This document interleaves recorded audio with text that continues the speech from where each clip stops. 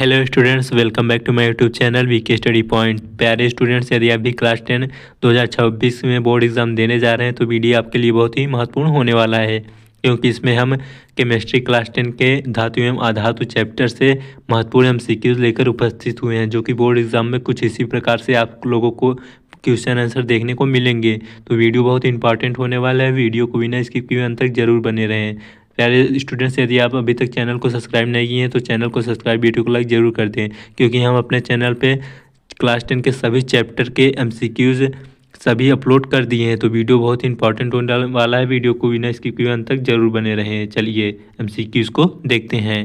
पहला एमसीक्यू है, अमलगम एक मिश्र धातु है जिसमें एक धातु हमेशा रहता है। तो आप सभी लोगों ने पढ़ा होगा, अमलगम में बहुत सारी मिश्र धातुएं मिली होती हैं, जैसे चांदी, टीन, जस्ता। तो उसमें एक महत्वपूर्ण धातु जो होती है वह पारा होती है। अमलगम की महत्वपूर्ण धातु कौन सी होती है? पारा, जो कि हमेशा मिश्रित रहती है। बिना पारा के अमलगम धातु नहीं बनता। तो ऑप्शन सी इस प्रश्न का राइट आंसर हो जाएगा। चलिए अगला प्रश्न देखते हैं। निम्न में कौन सा पदार्थ ऑक्सीजन से सहयोग नहीं करता? तो ऑक्सीजन से जो पदार्थ सहयोग नहीं करता वो कौन सा होता है? वह गोल्ड है। तो इस प्रश्न का ऑप्शन बी राइट आंसर हो जाएगा। गोल्ड पदार्थ जो होता है वह ऑक्सीजन से सहयोग नहीं करता। चलिए अगला प्रश्न देखते हैं। कौन विद्युत का सर्वोत्तम सुचालक है? तो विद्युत का सर्वोत्तम सुचालक जो होता है वह एजी यानी चांदी जो होता है विद्युत का सर्वोत्तम सुचालक होता है। तो ऑप्शन बी इस प्रश्न का राइट आंसर हो जाएगा। चलिए अगला प्रश्न देखते हैं। बॉक्साइट निम्नलिखित में से किस धातु का मुख्य अयस्क है? तो बॉक्साइट जो होता है वह एल्यूमिनियम का मुख्य अयस्क होता है। तो ऑप्शन डी इस प्रश्न का राइट आंसर हो जाएगा। काफ़ी इंपॉर्टेंट प्रश्न है। तो चलिए अगला प्रश्न देखते हैं। निम्नलिखित में से कौन उपधातु है? तो उपधातु कौन सी है? ऑप्शन देखते हैं। Fe फेरस, या फिर कॉपर, या फिर निकेल, या Sb। तो इसका राइट आंसर हो जाएगा, जो उपधातु होती है वह Sb होती है। तो ऑप्शन डी इस प्रश्न का राइट आंसर हो जाएगा। चलिए अगला प्रश्न देखते हैं। शुद्ध सोना को व्यक्त किया जाता है।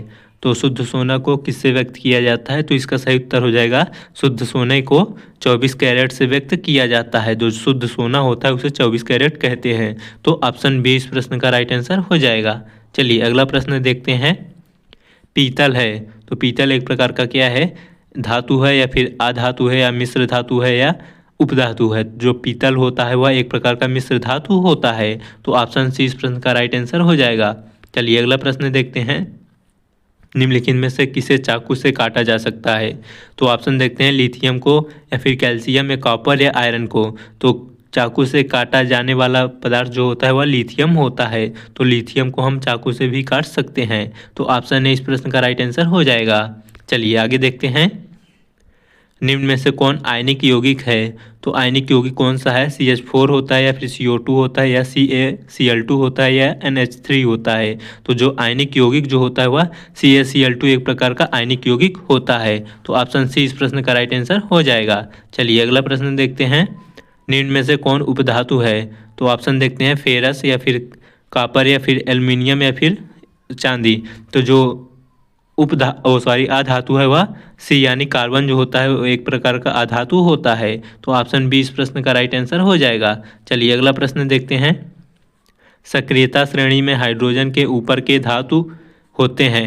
तो इसका राइट आंसर हो जाएगा, जो सक्रियता श्रेणी में हाइड्रोजन के ऊपर जो भी तत्व होते हैं वह अम्लों से अपक्रिया कर हाइड्रोजन गैस बनाते हैं। तो इस प्रश्न का ऑप्शन बी राइट आंसर हो जाएगा। देखिए प्रश्न क्या कह रहा है, सक्रियता श्रेणी में जो हाइड्रोजन के ऊपर के जो तत्व होते हैं तो उसके साथ जो अम्ल से अपक्रिया कर वह हाइड्रोजन गैस बनाते हैं। तो ऑप्शन बी इस प्रश्न का राइट आंसर हो जाएगा।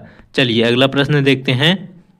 उच्च विद्युत धनात्मकता के कारण धातु के परमाणु बनते हैं। तो उच्च विद्युत धनात्मकता के कारण धातु के परमाणु धनायन बनाते हैं। तो ऑप्शन ए इस प्रश्न का राइट आंसर हो जाएगा। चलिए अगला प्रश्न देखते हैं। धातु के ऑक्साइड सामान्यता होते हैं। तो धातु के ऑक्साइड सामान्यता व क्षारकीय प्रकृति के होते हैं। तो ऑप्शन बी इस प्रश्न का राइट आंसर हो जाएगा। अगला प्रश्न देखते हैं। अयस्क से चुंबकीय अशुद्धियों को दूर करने के लिए जो विधि प्रयुक्त की जाती है वह है। तो जो अयस्क से चुंबकीय अशुद्धियों को दूर करने के लिए प्रयुक्त की जाने वाली विधि जो होती है वह चुंबकीय पृथक्करण विधि होती है। काफ़ी इंपॉर्टेंट प्रश्न है, तो आप इसको याद रख लेंगे। तो ऑप्शन डी इस प्रश्न का राइट आंसर हो जाएगा। चलिए अगला प्रश्न देखते हैं। सल्फाइड अयस्कों का सांद्रण किया जाता है। तो सल्फाइड अयस्कों का सांद्रण जो होता है वह फेन प्लावन विधि द्वारा सांद्रण किया जाता है सल्फाइड अयस्कों का। तो ऑप्शन सी इस प्रश्न का राइट आंसर हो जाएगा। अगला प्रश्न देखते हैं। निम्नलिखित में से कौन एल्यूमिनियम का मिश्र धातु है। तो एल्यूमिनियम का जो मिश्र धातु होती है वह मैग्नीशियम जो होती है वह एल्यूमिनियम की मिश्र धातु होती है। तो ऑप्शन ए इस प्रश्न का मैग्नीशियम ऑप्शन राइट आंसर हो जाएगा। अगला प्रश्न देखते हैं।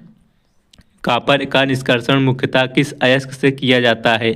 तो कॉपर का निष्कर्षण जो होता है वह कॉपर पाइराइट्स द्वारा इसका निष्कर्षण किया जाता है। तो कॉपर पाइराइट का सूत्र क्या हो जाएगा, CuFeS2 कॉपर पाइराइट का सूत्र हो जाएगा। तो ऑप्शन बी इस प्रश्न का राइट आंसर हो जाएगा। चलिए अगला प्रश्न देखते हैं।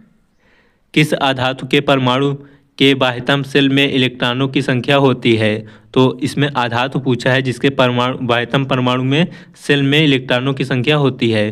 तो जो इसका राइट आंसर हो जाएगा उसकी बाह्यतम परमाणु में इलेक्ट्रॉनों की संख्या कितनी होती है, वह 4, 5, 6, 7 होती है और यह 8 हो सकती है। तो ऑप्शन सी इस प्रश्न का राइट आंसर हो जाएगा। चलिए अगला प्रश्न देखते हैं। साधारण गंधक किस आणविक रूप में पाया जाता है। तो साधारण गंधक जो होता है वह S8 के रूप में पाया जाता है। तो ऑप्शन सी इस प्रश्न का राइट आंसर हो जाएगा। चलिए अगला प्रश्न देखते हैं। फास्फोरस का आणविक सूत्र होता है। तो फास्फोरस का आणविक सूत्र जो होता है वह P4 होता है। काफ़ी इंपॉर्टेंट प्रश्न है। तो ऑप्शन डी इस प्रश्न का राइट आंसर हो जाएगा। चलिए अगला प्रश्न देखते हैं। सोना निम्नलिखित में से किस द्रव में घुल जाता है। तो सोना जो होता है वह अम्लराज यानी NaCl में आसानी से घुल जाता है। तो NaCl को हम अम्लराज भी कहते हैं। तो ऑप्शन ए इस प्रश्न का राइट आंसर हो जाएगा।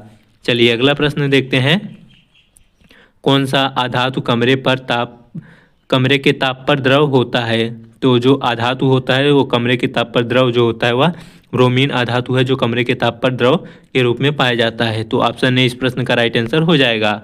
अगला प्रश्न देखते हैं।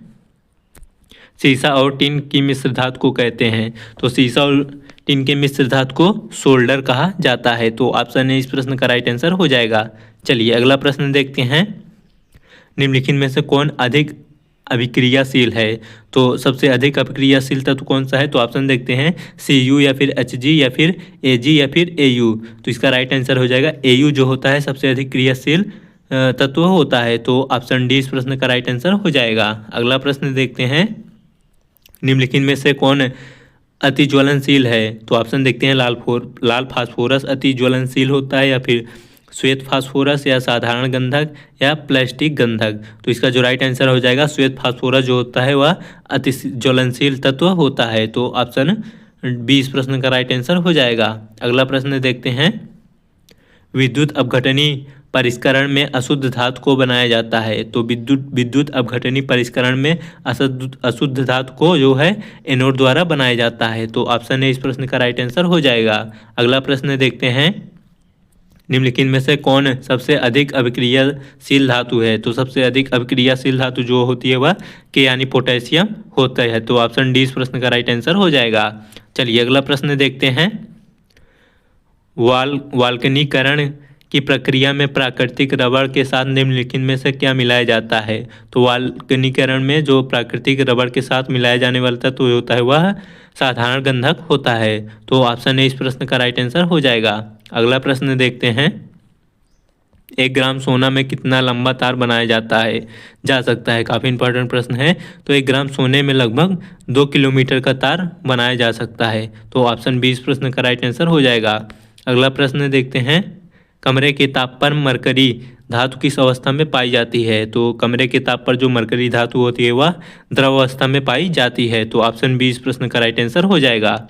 अगला प्रश्न देखते हैं। व्यावसायिक स्तर पर एल्यूमिनियम धातु का निष्कर्षण किस अयस्क से किया जाता है। तो व्यावसायिक स्तर पर एल्यूमिनियम धातु का निष्कर्षण जो होता है वह बॉक्साइट स्तर यानी Al2O3 2S2O के माध्यम से किया जाता है। तो ऑप्शन बी इस प्रश्न का राइट आंसर हो जाएगा। अगला प्रश्न देखते हैं। लोहे के निष्कर्षण में चूना पत्थर कैल्शियम सिलिकेट एक यौगिक बनाता है, यह यौगिक क्या कहलाता है? भर्जन जारण। ऑप्शन देखते हैं, भर्जन जारण ऑप्शन यहाँ आ गया है, या प्रगलन, या द्रवक, या धातुमल। तो इसका जो राइट आंसर हो जाएगा धातुमल कहलाता है। यह चूना, पत्थर, कैल्शियम सिलिकेट से यौगिक जो बनता है वह धातुमल कहलाता है। तो ऑप्शन डी इस प्रश्न का राइट आंसर हो जाएगा। अगला प्रश्न देखते हैं, किसी तत्व के गुणधर्म का दो या दो से अधिक विभिन्न रूपों में प्रस्तुतिकरण तत्व की क्या कहलाती है? तो किसी तत्व गुणधर्म का दो या दो से अधिक विभिन्न रूपों में प्रस्तुतिकरण जो तत्व कहलाता है वह अपरूपता कहलाता है। तो ऑप्शन ए इस प्रश्न का राइट आंसर हो जाएगा। चलिए अगला प्रश्न देखते हैं, धातुओं की प्रकृति होती है, तो धातुओं की प्रकृति जो होती है वह विद्युत धनात्मक होती है। तो ऑप्शन ए इस प्रश्न का राइट आंसर हो जाएगा। चलिए अगला प्रश्न देखते हैं, लोहा एवं इस्पात को जंग से सुरक्षित रखने के लिए उन पर किस धातु की पतली परत चढ़ाई जाती है? तो लोहा एवं इस्पात को जंग से बचाने के लिए जिंक की परत यानी जिंक का लेपन किया जाता है। तो ऑप्शन डी इस प्रश्न का राइट आंसर हो जाएगा। अगला प्रश्न देखते हैं, किसी रासायनिक यौगिक को गर्म करने पर प्लास्टर ऑफ पेरिस प्राप्त किया जा सकता है? तो इसका राइट आंसर हो जाएगा, जिप्सम को गर्म करने पर हम प्लास्टर ऑफ पेरिस रासायनिक पदार्थ को प्राप्त करते हैं। तो ऑप्शन बी इस प्रश्न का राइट आंसर हो जाएगा। अगला प्रश्न देखते हैं, अभिक्रियाशीलता के इस क्रम में कौन सही है? तो ऑप्शन देखते हैं, अभिक्रियाशीलता का कौन सा क्रम सही है? Aluminium, magnesium, zinc, ferrous. तो इसका एल्यूमिनियम तो सही है और मैग्नीशियम भी सही है, तो यहाँ पर फेरस होगा तब जिंक होगा। तो ऑप्शन ये रॉन्ग हो जाएगा। तो इसका जो राइट आंसर हो जाएगा वह मैग्नीशियम, एल्यूमिनियम, जिंक, फेरस इसका राइट आंसर हो जाएगा। तो ऑप्शन सी इस प्रश्न का राइट आंसर हो जाएगा। चलिए अगला प्रश्न देखते हैं, एक्वा रेजिया रॉयल जल किस अनुपात में सांद्र हाइड्रोक्लोरिक अम्ल एवं सांद्र नाइट्रिक अम्ल का ताज़ा मिश्रण होता है? तो इसका राइट आंसर हो जाएगा 3:1 का ताज़ा मिश्रण होता है। तो ऑप्शन सी इस प्रश्न का राइट आंसर हो जाएगा। अगला प्रश्न देखते हैं, अपने शुद्ध रूप में धातु की सतह होती है, तो शुद्ध रूप में धातु की सतह चमकदार होती है। तो ऑप्शन ए इस प्रश्न का राइट आंसर हो जाएगा। चलिए अगला और अंतिम प्रश्न देखते हैं, धातु का पतले तार के रूप में खींचने की क्षमता को क्या कहते हैं? तो धातु का पतले तार की खींचने की क्षमता को जो कहते हैं उसे तन्यता कहते हैं। तो ऑप्शन बी इस प्रश्न का राइट आंसर हो जाएगा। तो स्टूडेंट्स वीडियो को चैनल को सब्सक्राइब, वीडियो को लाइक जरूर कर दें। धन्यवाद।